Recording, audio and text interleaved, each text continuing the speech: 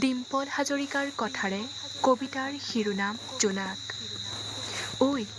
ঐ জোনাক, আন্ধাৰে আৱৰি থকা নিশাৰ আকাশখন উজলাই তুমি বাৰু কি বিচাৰিছা নেকি সপোনৰ ঠিকনাটি?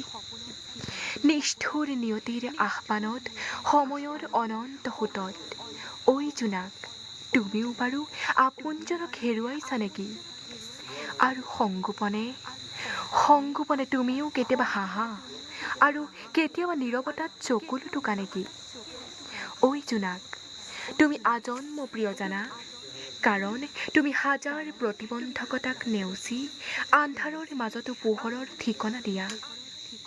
কেতিয়াবা মোৰো মন যায় জানা, এজাক অনিশ্চয়তাৰ জোনাকৰ বৰষুণত তিতিবলে। কিয় জানা? বিলীন কৰি দিবলৈ স্নিগ্ধ হৃদয়ৰ সমগ্ৰ বিষাদ। আৰু মোৰো মন নোযোৱা নহয় দেই, আন্ধাৰৰ মাজতো তোমাৰ দৰে এমুঠি পোহৰ বিচাৰিবলৈ নতুনত্বৰ, পোহৰ বিচাৰিবলৈ সুখৰ। জোনাক, মই পাৰিম চাবা তোমাৰ দৰে হ'বলৈ, কিন্তু দূৰ আকাশৰ তৰাবোৰৰ দৰে কিয় বাৰু তুমিও অস্থিৰ? মই কিন্তু তোমাৰ দৰে অস্থিৰ হ'ব নোখোজো। ধ্ৰুৱ তৰাটোৰ দৰে স্থিৰ হৈ আজীৱন সকলোৰে হৃদয়ত জীয়াই থাকিব খোজো। ধন্যবাদ।